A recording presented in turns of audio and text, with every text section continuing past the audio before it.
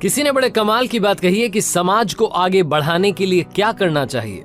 लोगों को एक दूसरे की टांग खींचने की बजाय एक दूसरे के हाथ खींचने चाहिए। हाय गाइस, मैं हूं आरजे कार्तिक। एक छोटी सी कहानी। ये कहानी एक ऐसे लड़के की जिसका जन्म गरीब परिवार में हुआ, जिसकी जिंदगी में इतना स्ट्रगल था कि वो जैसे तैसे 10वीं पास कर पाया। 10वीं पास करने के बाद में गांव से शहर आ गया। शहर आकर के नौकरी की तलाश करने लगा। एक दिन अखबार में उसे एक विज्ञापन दिखा जिसमें लिखा था ऑफिस में असिस्टेंट की जरूरत है, सहायक कर्मचारी की जरूरत है, जिसको ऐसे ही ऑफिस का छोटा मोटा काम करना था। बहुत बड़ी पोस्ट नहीं थी, लेकिन इस व्यक्ति ने डरते डरते अप्लाई कर दिया। इसे ऑफिस का पता मालूम चला, वहां पहुंचा, देखा लंबी लाइन लगी हुई थी, बड़े सारे लोग आए हुए थे। वहां जाकर के इसने इंटरव्यू देना शुरू किया। इंटरव्यूअर अलग अलग सवाल कर रहे थे। आखिरी में से एक इंटरव्यूअर ने सवाल किया कि क्या आपके पास में ईमेल आईडी है।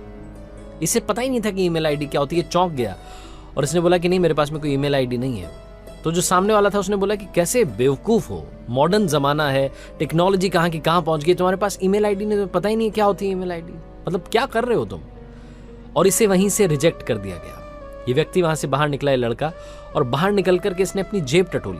इसके पास में उस दिन 200 रुपए थे। 200 रुपयों से उस दिन इसने एप्पल खरीदे और एप्पल बेचने के लिए उस शहर की कॉलोनीज में निकल गया।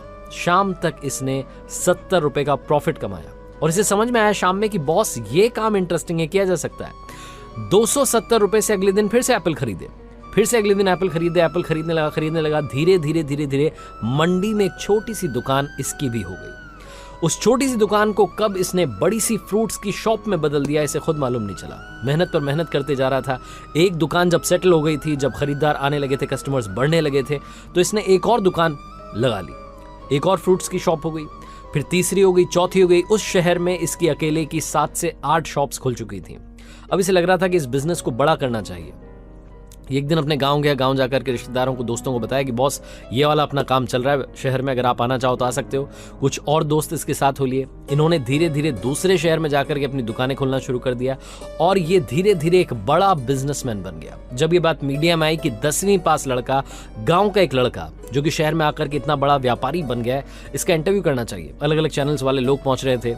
एक दिन एक मैगजीन वाला बंदा पहुंचा इंटरव्यू लेने के लिए और उसने बहुत सारे सवाल किए संघर्ष के बारे में, कैसे आपने बिजनेस ग्रो किया, कैसे आपने शॉप्स डेवलप की, कैसे आपकी पहली शॉप खुली, बहुत सारी बातें हुई।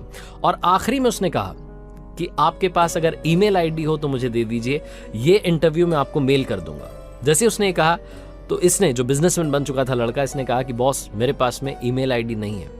तो जो बंदा इंटरव्यू लेने के लिए पहुंचा था, रिपोर्टर, उसने बोला कि आप इतने बड़े बिजनेसमैन हैं और आपके पास में ईमेल आईडी नहीं है। तो जो लड़का बिजनेसमैन बन चुका था, फ्रूट्स का इतना बड़ा व्यापारी था, उसने एक ही जवाब दिया। ध्यान से सुनिएगा। उसने बोला कि मेरे भाई, अगर मेरे पास में ईमेल आईडी होती तो आज मैं इतना बड़ा बिजनेसमैन नहीं होता। छोटी सी कहानी लाइफ में बहुत बड़ी बात सिखाती है। जिंदगी में हर किसी के पास अपना टैलेंट है। अपने टैलेंट को पहचानिए, कॉपी करना बंद कीजिए। जब आप खुद का काम करेंगे, खुद की क्षमता को पहचान करके काम करेंगे, वो काम असफल हो ही नहीं सकता। आप पास होकर के रहेंगे, इस बात की गारंटी है। आरजे कार्तिक एक बार फिर से आपसे कहेगा, अपनी क्षमता को पहचानिए और कर दिखाइए कुछ ऐसा कि दुनिया करना चाहे आपके जैसा। याद रखिए, हर सोमवार सुबह 9:30 बजे मेरे चैनल पर देखिए एक नई कहानी। और हाँ, सोसाइटी में आप भी लोगों को आगे बढ़ाने का काम कीजिए। उनकी टांग खींचना बंद कीजिए, उनका हाथ खींचिए और उन्हें आगे लेकर आइए। टैलेंट को अप्रिशिएट कीजिए।